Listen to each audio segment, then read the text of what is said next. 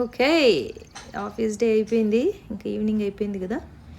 Evening dinner ఏం చేద్దామా అని ఆలోచించుకుంటున్నాను. చూద్దాం ఏం చేస్తాను. ఈరోజు డిన్నర్కి అలసందల కర్రీ అండ్ సంగటి చేద్దాం అనుకుంటున్నాను. రాయలసీమ ఏరియాలో అలసందలు అంటాము, తెలంగాణ ఏరియాలో బొబ్బర్లు అంటాము. ఇవి they are very rich in protein. వీటిని కుక్కర్లో పెట్టి ఒక 2 విజిల్స్ వచ్చేంత వరకు ఉడికించి చల్లార్చి తీసాను. ఇంక ఈ కర్రీకి బేస్ ఏంటంటే onions, 1 spoon ginger garlic paste, ఒక 4-5 పచ్చిమిరపకాయలు, కొత్తిమీర, మీ దగ్గర ఉన్న వెజిటబుల్స్ ఏవి ఉంటే అవి వేసుకోండి. పెద్ద రూల్స్ ఏమి ఉండవు దీంట్లో.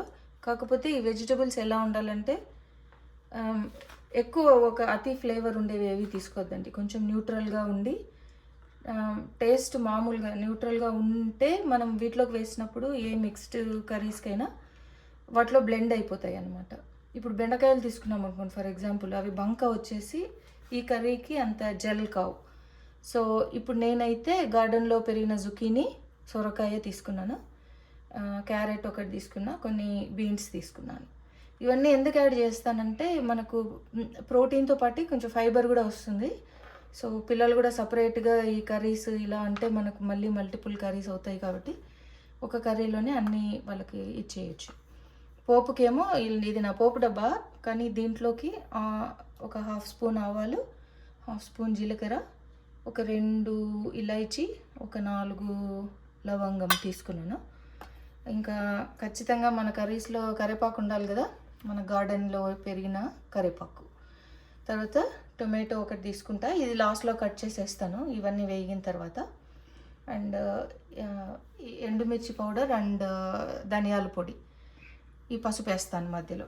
సో ఇవి బేసిక్గా కావాల్సిన ingredients. And salt of course. Okay, మరి ఓవర్ బర్డెన్ చేసుకోకండి.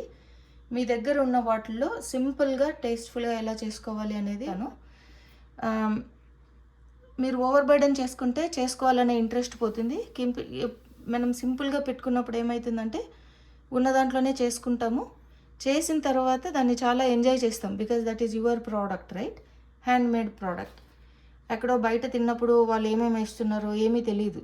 ఆయిల్ వేస్తారు, రీయూజ్డ్ ఆయిల్ వేస్తారు, అవంతా ఏం లేదు. ఇక్కడ మీకు ఏం తింటున్నాము అనేది మీకు ఖచ్చితంగా తెలుసు, ఏమేమి వేసుకుంటున్నారు అనేది.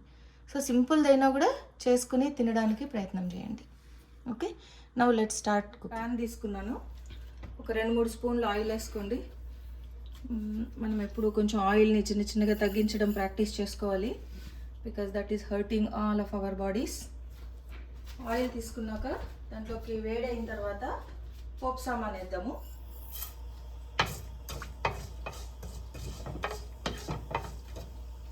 ఇంకా వేడి కాలేదు, ముందుగా వేసేసా. కొంచెం వేడైన తర్వాత వేసుకోండి.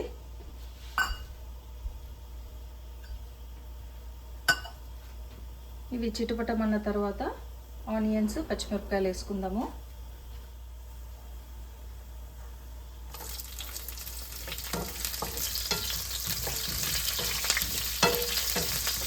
కొంచెం వేగిన తర్వాత ఆనియన్స్ వేసుకుందాం. ఇప్పుడు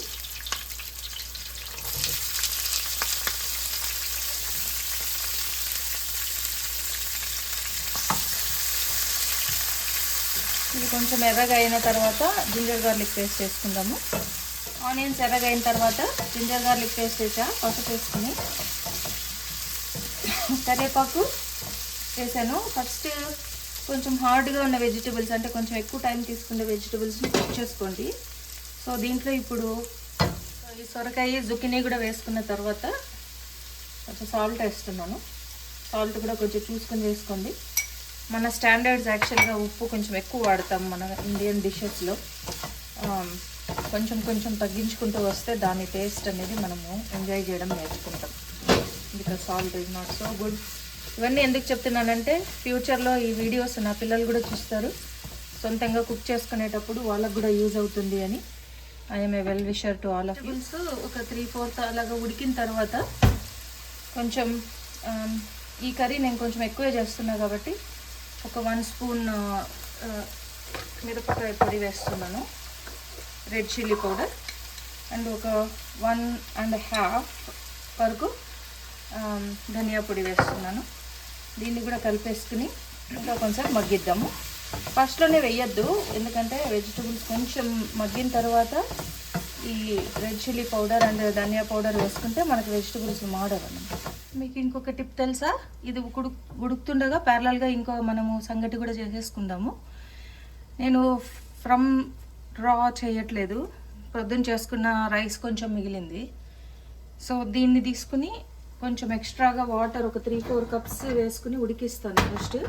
దీంట్లో కొంచెం సాల్ట్ వేసుకుని ఈ రైస్ని కూడా ఒక 4-5 మినిట్స్ ఉడికిస్తే కొంచెం సాఫ్ట్ అయిపోతుంది. తర్వాత రాగి పిండి వేసుకుంటే సంగటి రెడీ. టడా. ఈ ప్రాసెస్లో అడ్వాంటేజ్ ఏమంటే నేను మళ్ళీ ఒక 2 కప్పులు రైస్ చేయక్కర్లేదు. మా ఇంట్లో 4 ఉంటాము. మాకు ఈ ఒక్క బౌల్ రైస్ అండ్ ఒక స్మాల్ బౌల్ రాగి పిండి తీసుకున్నాను. దీనికి ఒక 4.5 కప్స్ వేసాను. యాక్చువల్గా కొంచెం మాకు మెత్తగా ఉంటే ఇష్టము సంగటి. సో 4కి సరిపోతుంది అనమాట ఒక మీల్. మనం ఎక్కువ రైస్ తినము, plus at the same time we are adding millet which is more healthy. కర్రీకి వస్తే ఈ వెజిటబుల్స్ సుమారుగా ఒక 80-90% మగ్గిపోయాయి. వీటిలోకి ఇప్పుడు మనం టొమాటోస్ వేసుకొని కొంచెం మగ్గనిద్దాం. సో పెద్ద టొమాటో తీసుకున్నాను.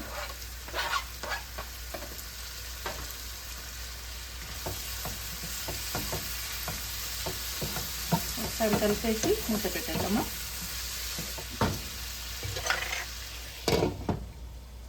టొమాటోస్ ఒక 2 మినిట్స్ మగ్గిన తర్వాత ఫుల్గా ఏం సాఫ్ట్ కానక్కర్లేదు. అప్పుడే 2 మినిట్స్ అలా సాఫ్ట్ అయిన తర్వాత ఒక గ్లాస్ వాటర్ పోస్తున్నాను. సో ఇప్పుడు చూడండి, మనం కూరగాయలే కర్రీలో ఎంత పోర్షన్ చేసామో. సో ఇదంతా it is all like very good fibre for us. ఇది మనము సపరేట్గా ఇంకో కర్రీ చేసుకోవాలి ఇలా అనుకోకర్లేదు. ఇలా ట్రై చేసి చూడండి మీరు కూడా ఒకసారి. ఇప్పుడు కర్రీకి వస్తే ఇది ఒక 2-3 మినిట్స్ ఉడికించాను. సో ఇప్పుడు టొమాటోస్ కూడా బాగానే సాఫ్ట్ అయిపోయాయి.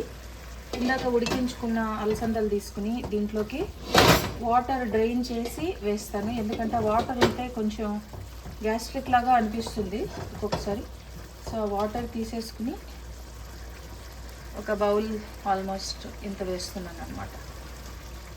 సో చూసారా, ఈ వెజిటబుల్స్ అండ్ గింజలు కలపంగానే ఒక బౌల్ అంటే ఇంత పెద్ద ప్యాన్ నిండా కర్రీ అవుతుంది.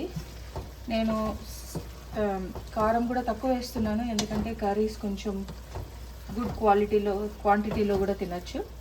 కారం ఎక్కువ ఉంటే ఎక్కువ తినలేము అండ్ పొట్టలో కూడా ఇబ్బంది అనిపిస్తుంది. సో కొంతసేపు దీన్ని కూడా మగ్గించి ఇంకొంచెం వాటర్ వేసుకుందాము. ఇప్పుడు ఈ నీళ్ళు కూడా మరలుతున్నాయి. ఒక 1/2 స్పూన్ సాల్ట్ వేసుకున్నాను. ఇంకా ఇందాక ఒక 1 బౌల్ రైస్ ఉందని చెప్పాను కదా, దీన్ని ఇలా పొడి పొడిగా చేసేసుకుని దీంట్లోకి వేస్తున్నాను.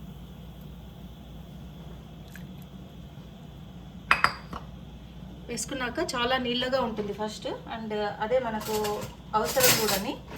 సో ఒకసారి ఇలా కలుపుకొని ఒక 5 మినిట్స్ ఉడికిస్తున్నాను, సో దట్ ఈ రైస్ గ్రెయిన్స్ ఇంకా బాగా మెత్తగా అవుతాయి. ఇప్పుడు ఒక 1/2 కప్పు వాటర్ వేసా. జస్ట్ నైఫ్ తోటి లైట్గా ఇలా చూస్తున్నాను వెజిటబుల్స్ అన్నీ సాఫ్ట్ అయ్యాయా లేదా అని. లుక్స్ లైక్ అన్నీ బాగానే ఉడికిపోయాయి. ఇది ఇక్కడతో కర్రీ బేసిక్గా అయిపోయింది, కానీ నేను వీలైనంత దగ్గర ఆల్మండ్ ఫ్లోర్ వాడతాను. కొంచెం గ్రేవీ థిక్గా వస్తుంది, ప్లస్ అది హెల్త్కి కూడా మంచిదని.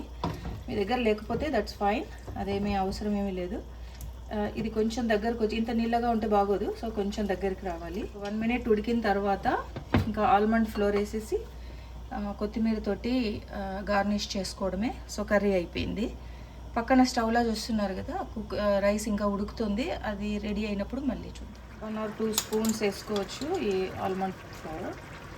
ఇది వేస్తే ఏమవుతుందంటే కొంచెం కమ్మదనం వస్తుంది, కారం ఉన్నా కూడా కొంచెం తక్కువ అనిపిస్తుంది అండ్ చిక్కగా వస్తుంది అన్నమాట గ్రేవీ.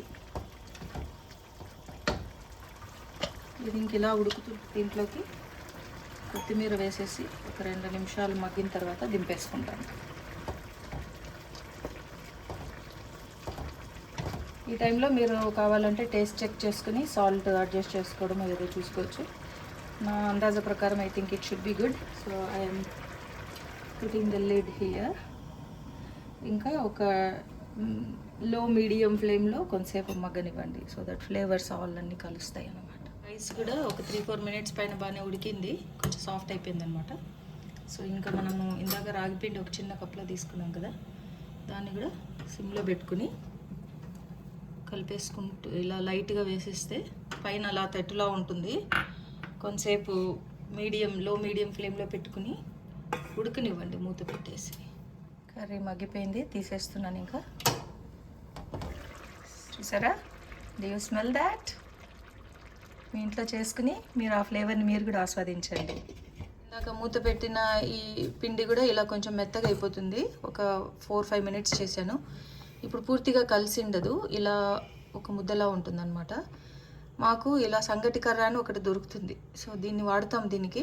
మీ దగ్గర ఇది లేకపోతే నో ప్రాబ్లం, మన పప్పు తిప్పేది ఉంటుంది, లేకపోతే ఇలాంటి స్టిఫ్ వుడెన్ స్టిక్స్ కానీ వాడచ్చు.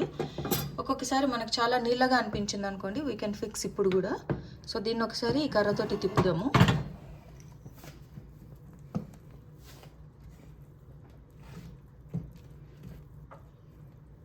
ఇలాగా ఉంది కాబట్టి ఇంకా పిండి వేసుకోవచ్చు ఇప్పుడు. మనకు కావాల్సిన కన్సిస్టెన్సీకి కొద్దిగా పిండి వేసుకుంటూ కలుపుకోవచ్చు అనమాట. కొంచెం నీళ్ళగానే ఉంచితే అప్పుడు ఈ ఫ్రెష్గా వేసిన పిండి కూడా ఉడుకుతుంది ప్రాపర్గా. సో ఎక్కువ గట్టిగా చేసేసుకోవద్దు. ముద్ద యాక్చువల్గా కొంచెం నీళ్ళగా ఉంటే కమ్మగా ఉంటుంది.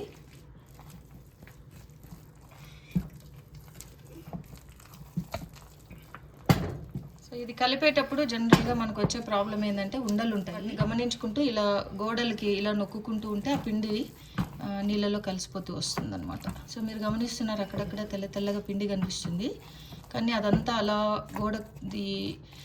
కుక్కర్ గోడకు తిప్పుతూ ఉంటే అదే వెళ్ళిపోతుంది అనమాట.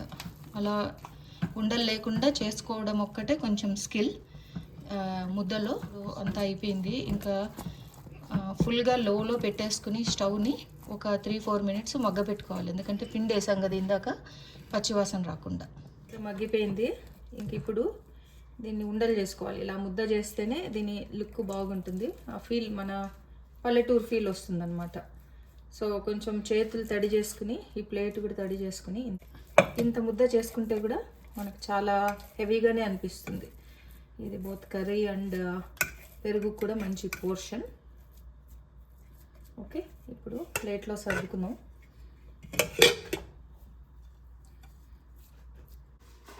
సో ఇలా ముద్ద చేసుకున్న తర్వాత కర్రీ తీసుకుని మన ప్లేట్లోకి పెట్టుకోవడమే.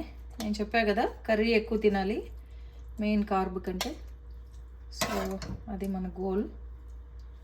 సో వీలైనంత కర్రీని ఇలా డెకరేట్ చేసుకుంటున్నా.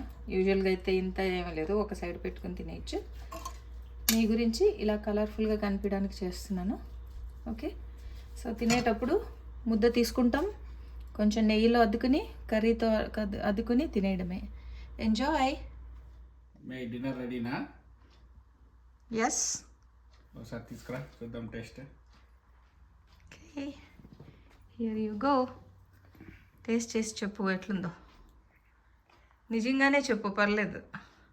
కొంచెం నెయ్యిలో అద్దుకొని ఇలా దీంట్లో కలుపుకొని తింటే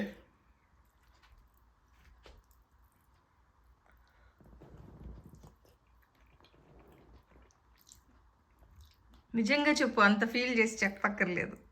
చాలా బాగుంది, సూపర్ ఉంది. Thank you. మన ఊరు గుర్తుకొచ్చిందా? యా చాలా బాగుంది. Okay, I hope you guys also will enjoy this recipe. Take care.